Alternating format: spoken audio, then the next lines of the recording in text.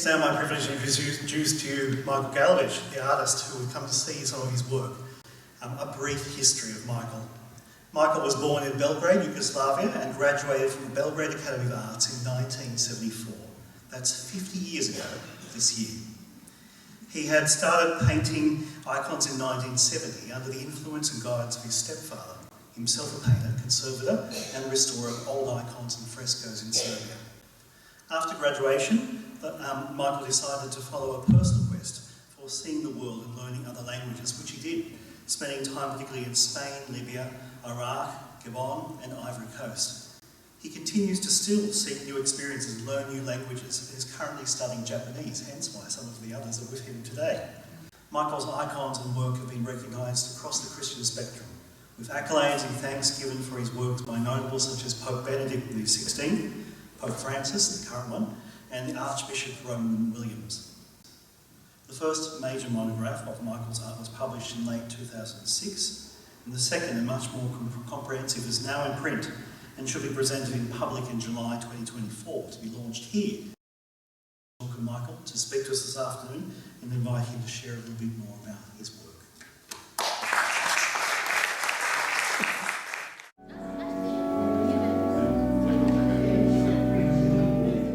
Good afternoon everybody. To salute you all, greet you all and thank you wholeheartedly for being here. To our Japanese friends, yo koso irashaimashita, or dozo o tanoshimi kudasai. This exhibition was immediately conceived as the informative one, educational one, wherein we wanted to come up with different texts and explain to people what is the deal about St. George, what is St. George about, and especially the myth about his miracle of so-called slaying the dragon, which he actually never should slay, but just tame, if you like, pin down. I'd rather try to remember actually why did I choose this subject in the first place. I chose St. George, especially and the dragon, because of the dynamism of the rider, of the mounted knight, and the dragon or serpent in the Russian tradition. You will see that in a moment. Or you saw it already when you visited the works. Was it that, or was it something else?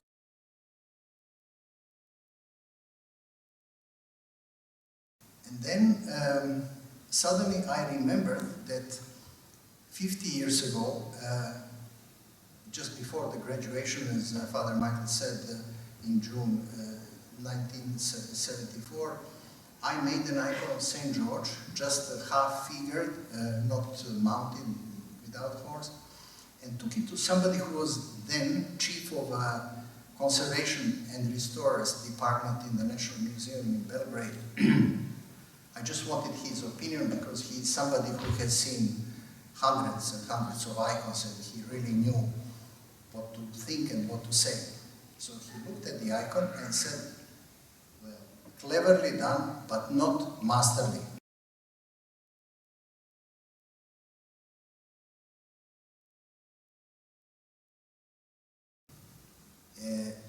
Well, I reluctantly memorized that type of summation and critique, if it was a critique at all. And I always remember that fellow guy who said not masterly. So, as of some 20 years ago, I started going back to the things that I believed I can improve in or with. Because I started with learning the most, one of the most important tenets of life, and that is that if there is any competition that matters, it is the competition with ourselves.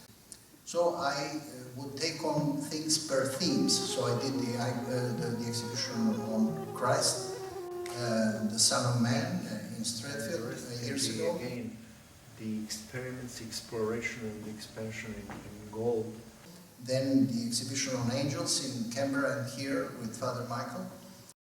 A celestial battle against the evil over the Mont Saint-Michel. Realized that there is a depiction of Archangel Raphael in the Islamic tradition, in the Mughal tradition.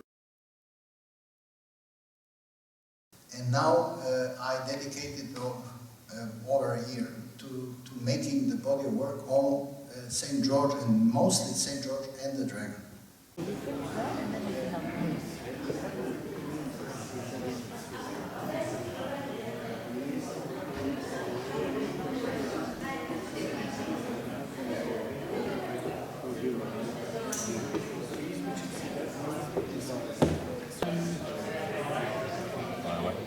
With a common theme, St George. He just wants to, I think he probably just wants to, he works across stars. And that's yours. Yeah. What is it on the model? Yeah. Or whether he's created it from a double. It takes a fair while to do it properly, and I really tried my best anyway, so I hope that basically resonates with you. So when stabbing is most unfortunate, it's another story. I'm not going to talk about it. And this is the stitch.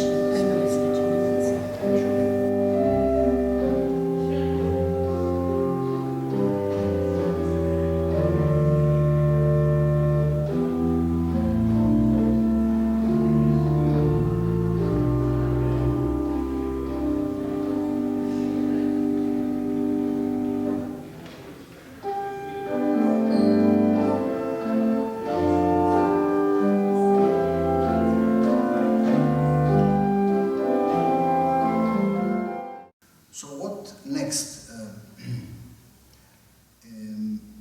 As far as icons go, I would like to take on the subject that I actually already started, the body of work has already started, St. John the Baptist, because of certain also drama involved there. He's one of the most dramatic figures in Christianity, and the visuals, the depictions of St. George are particularly of relevance to me aesthetically and spiritually, as well as actually also the Saint Elijah, the ascension of Saint Elijah in the chariots of fire.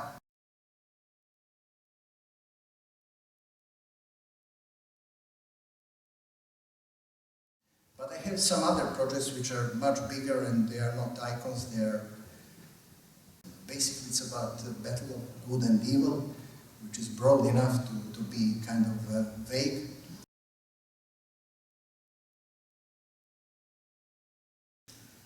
That should come in the next, hopefully 5 years, if I live long enough to get first to that end of the year to mark my 75th birthday.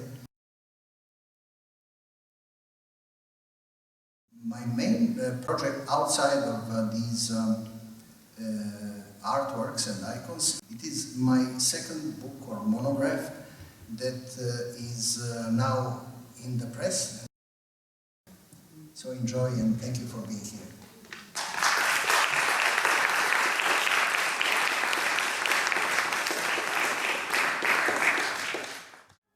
It's actually good to talk about St George. And I have to admit, the little things that I was reflecting on myself as I was looking at the icons is some of the impact of our backgrounds and our culture in terms of what we see and what is helpful for us. I do encourage you to have a look at those works, to spend some time looking closely at them, to compare them.